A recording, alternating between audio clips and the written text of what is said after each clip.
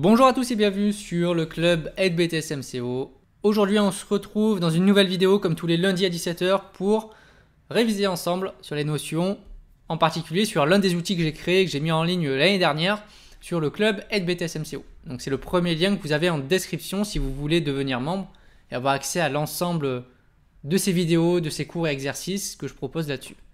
Et sinon vous avez aussi mes fiches de révision qui sont très utiles pour vos révisions, pour réussir à préparer vos examens qui arrivent très bientôt.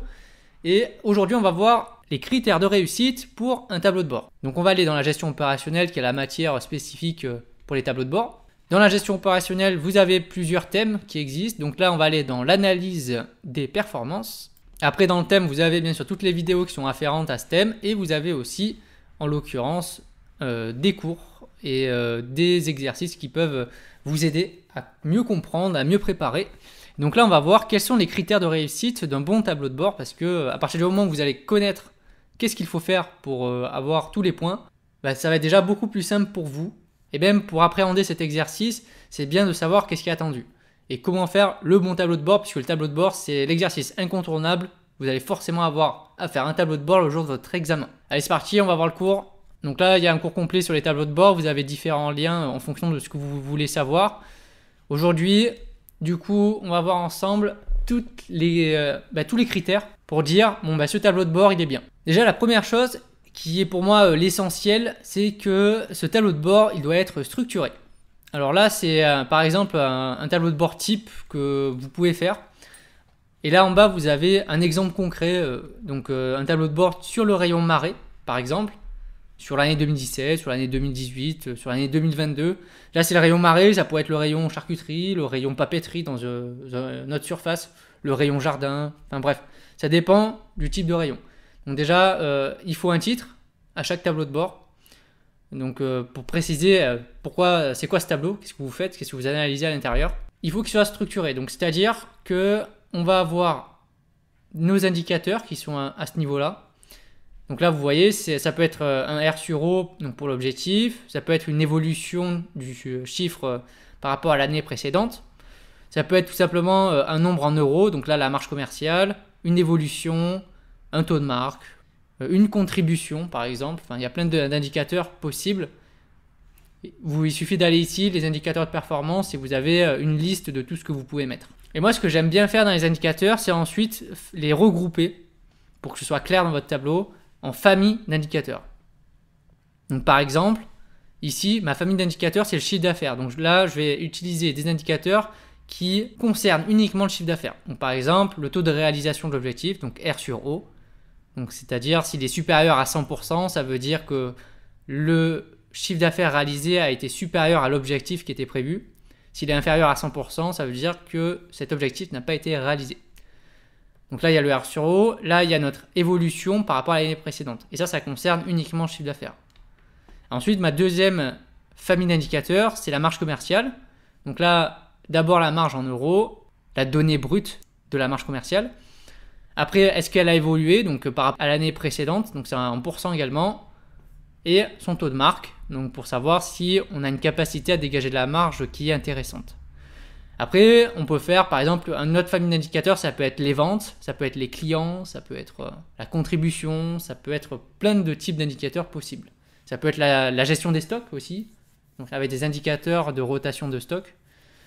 Donc vous voyez un peu le style, on a nos indicateurs avec nos différentes familles. Après, on a aussi nos éléments qu'on va analyser dans ce tableau. Donc là, en l'occurrence, pour le rayon marée ou l'univers marée, il y a plusieurs sous-rayons. Donc il y a le rayon poisson, le rayon des crustacés et le rayon des produits emballés. Et ensuite, ce qui est important, c'est qu'il y ait un total. Donc le total de l'ensemble de ces éléments. Donc en faisant des sommes, etc. Qui vont nous permettre ensuite de faire notre analyse. Parce que comme vous savez, quand on fait une analyse de tableau de bord, d'abord, souvent, on va analyser d'abord au niveau global. Donc le total du rayon marée. Et ensuite, on va analyser élément par élément, donc par chaque rayon. Deuxième chose, il doit être adapté aux besoins de l'entreprise. Ça, c'est une deuxième chose qui est intéressante. C'est-à-dire que quand tu vas choisir tes indicateurs, il va falloir choisir des indicateurs qui sont cohérents par rapport au but recherché. Par exemple, si tu analyses tes performances commerciales, tu vas plutôt mettre le chiffre d'affaires, les ventes, la marge commerciale. Tu ne vas pas mettre une rotation des stocks, par exemple. Par contre, si tu analyses vraiment la gestion des stocks de ton entreprise, bah là oui, tu vas peut-être mettre le taux de rotation des stocks, la durée moyenne de stockage, et tu vas pas forcément mettre la marge commerciale. Le chiffre d'affaires, tu peux le mettre aussi, c'est souvent un indicateur incontournable. Mais il faut déjà trouver les bons indicateurs adaptés aux besoins de l'entreprise. Et c'est pour ça que j'insiste dessus. Il vaut mieux prendre un peu son temps au début, mais sélectionner les bons indicateurs que se précipiter et de faire toujours la même chose. Et après, faire un tableau qui a ni queue ni tête. Donc moi, je te conseille, c'est tu réfléchis en amont quels sont les indicateurs que tu as besoin.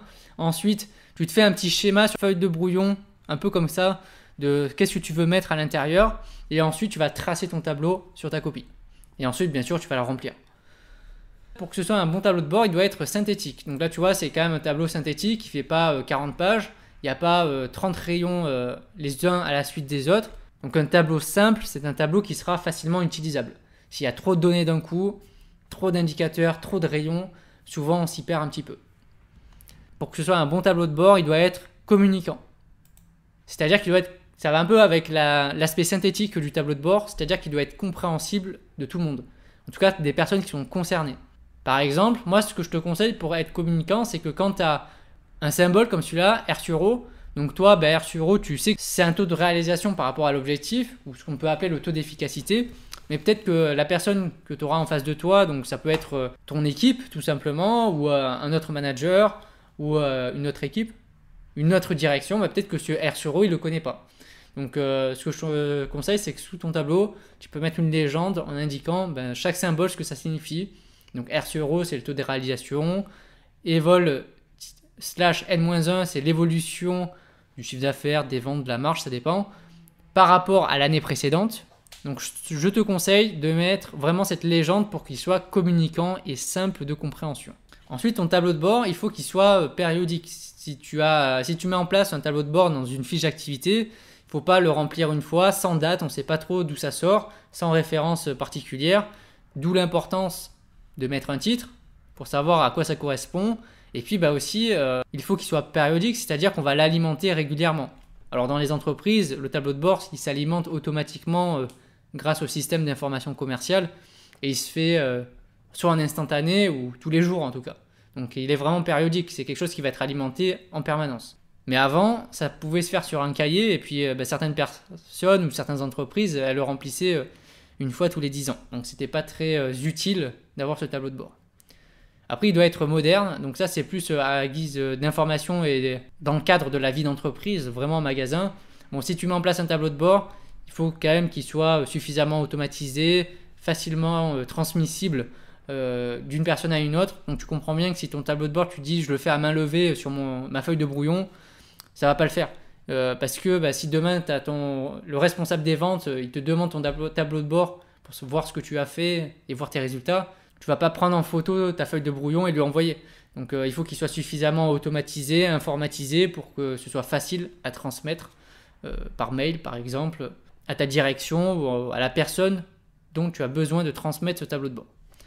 Et chose importante, j'en ai déjà parlé, il faut que ton tableau de bord il présente un total. Parce que dans ton analyse, tu fais d'abord tu peux faire une analyse globale du magasin, ensuite une analyse du rayon lui-même, et ensuite, élément par élément, qu'est-ce qui cloche, quels sont les points qui ressortent positivement ou négativement. Souvent, on prend les meilleurs et on prend les pires. Et puis, on va comparer tout ça, le total, par rapport aux différents rayons, pour en quelque sorte nuancer un peu tous les propos que tu fais. Donc, je te conseille du coup d'aller ici, donc comment analyser un tableau de bord, où je te donne des conseils pour savoir comment concrètement, une fois que tu as fait ce tableau-là et que tu l'as rempli, comment tu vas analyser sur ta copie et faire une analyse suffisamment structurée déjà et cohérente par rapport à ton tableau pour expliquer qu'est-ce qu'il y a à l'intérieur et qu'est-ce qu'on va en ressortir de ce tableau-là. Donc voilà, on arrive à la fin de cette vidéo. J'espère que ça vous a plu, que ça vous a rappelé les éléments essentiels du tableau. En tout cas, ce qu'il faut retenir, c'est vraiment la structure. Il faut vraiment que ce soit structuré, c'est la base dans votre examen sur les tableaux de bord.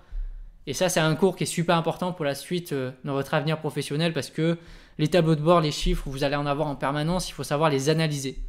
Il y a malheureusement beaucoup de managers aujourd'hui qui ont du mal encore avec des chiffres et qui ne sont pas suffisamment efficaces sur j'ai une donnée commerciale, qu'est-ce que j'en fais, qu'est-ce que j'en tire, qu'est-ce que je fais pour améliorer cette donnée. Et comment interpréter tout ça, il y a encore beaucoup de difficultés par rapport à ça. Merci à tous. Si vous voulez devenir un membre, c'est à ce niveau-là, devenir membre. On se retrouve très vite pour une nouvelle vidéo. Allez, à bientôt. Bye!